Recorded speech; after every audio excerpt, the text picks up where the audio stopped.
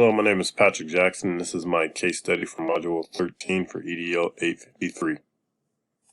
To summarize this case, we're looking at a situation in which Miguel Hernandez is a sophomore whose family has moved him to Nottingham High School, particularly for academic and football programs in which he excelled. He became the starting quarterback and has been proclaimed as one of the best quarterbacks in school history as a sophomore.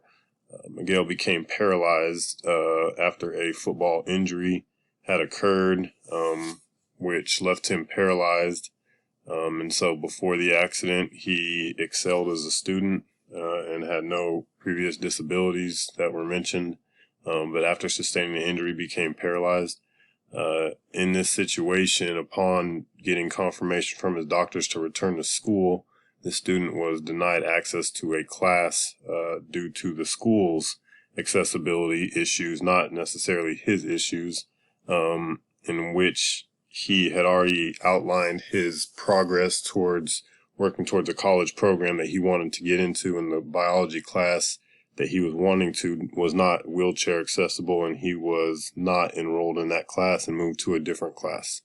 This is taking place in Nottingham High School, which is in Dover. No other real information about the school was given other than the population of about 3,200 students, which is a relatively large high school. And again, it is Miguel's sophomore year.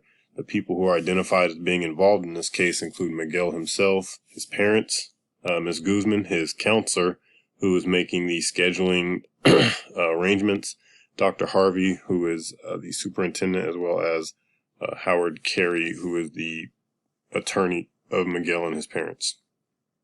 As we look at ethical issues involved in the situation, the school is not adhering to the Individual with Disabilities Education Act, nor are they adhering to the ADA or Section 504.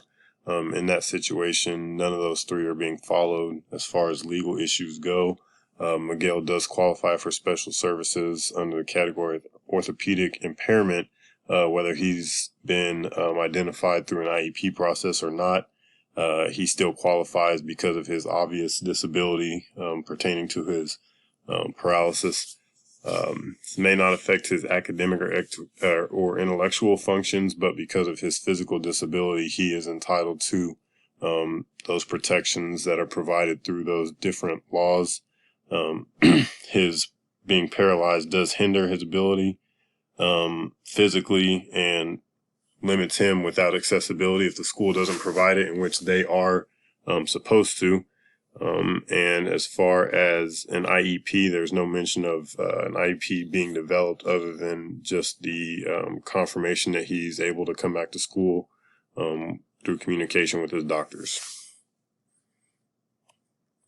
In whole, Dr. Harvey must remedy a solution that supports Miguel Hernandez and his family in the situation where accessibility to facilities that qualify as a free and appropriate public education are being denied. Taking a deeper look into the facts, we have Miguel, who, because of his paralysis after his injury, is entitled to special education services, which are not necessarily being provided because of the school and its age do not have the appropriate accessibility. His parents, who are advocating for him and very upset that he is not being afforded these opportunities because of his disability, and the school's lack of adherence to IDEA and ADA regulations. We have our superintendent who's kind of caught in this situation as far as trying to make a decision. We have Ms. Guzman, who's also facilitating the decision making as the counselor and is being consulted. We also have to take into consideration other people as far as future students and families. We look at Miguel and his family, who moved to that school specifically for their academic and football program, which would lead you to believe that other families follow similar suit as far as wanting to be a part of that school. And if the school is not accommodating for students with disabilities, that's going to affect the population of people who are wanting to attend that school. And we also are looking at an IEP team that has not been mentioned, but is something to consider as Miguel has developed a disability through his injury. The place is Nottingham High School. Not much information is given. It's in Dover, which I assume is in Delaware, though it's not said. And I would imagine that means that it's an urban school, especially since it's facilitating over 3,000 students. It also does not mention if it's private or public.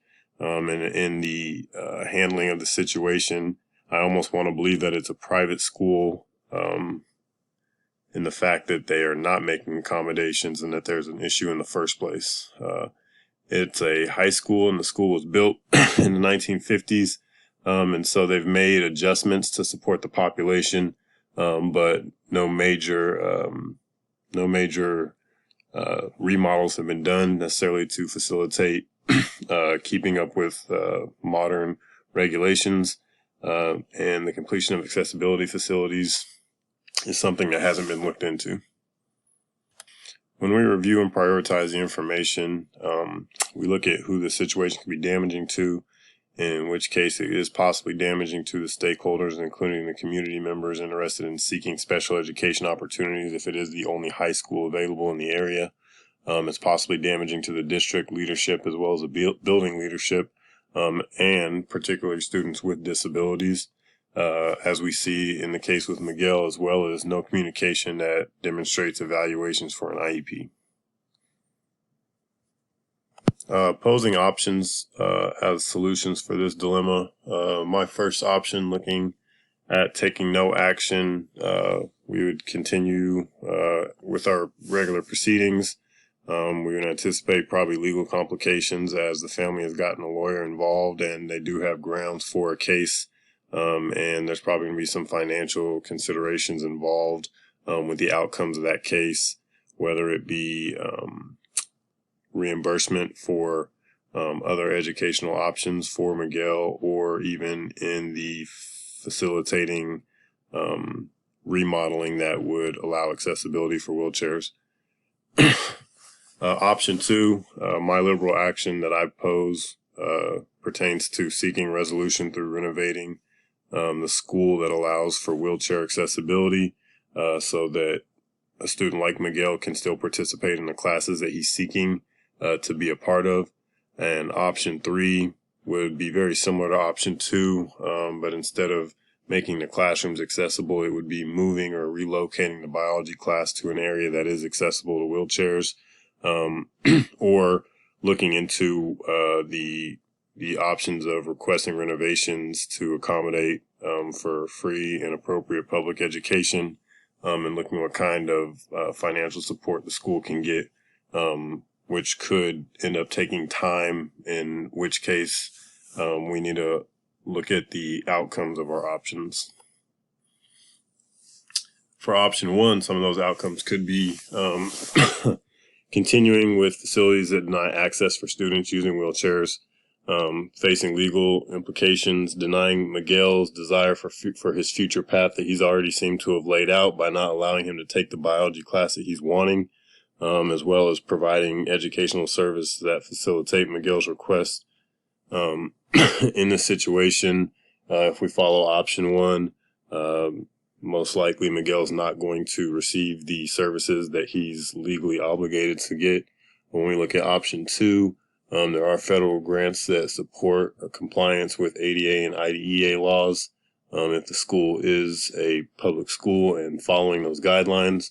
And if Miguel is evaluated and found to have the disabilities that he obviously has, Miguel would be able to keep his course of study and avoid legal action from the school standpoint. Option 3, you'd be uprooting a teacher from their classroom and having to make a classroom change with biology that would include substantial amount of equipment, as well as educational services that can be provided to Miguel. Until the facilities are finished, they would have to figure out how to incorporate biology into his schedule until he's able to actually access the classroom.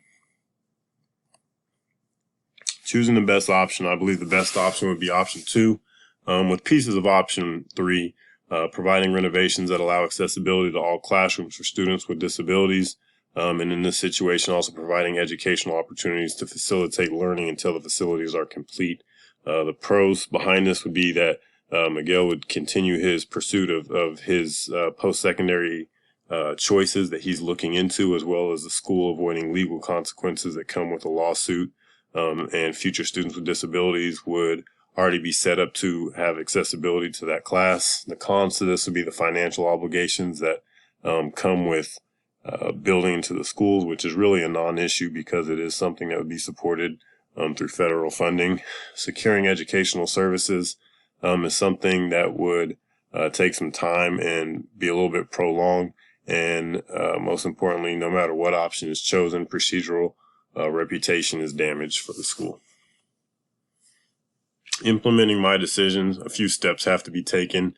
Number one, recognizing that Miguel's disability and request an evaluation for special education, which doesn't seem to be something that's been looked at yet.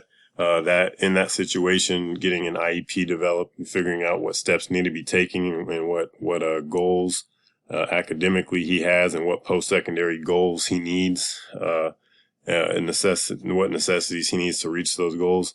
Utilizing that IEP to secure necessary funding and materials and support to ensure the accessibility to those classrooms and for him to reach his goals academically.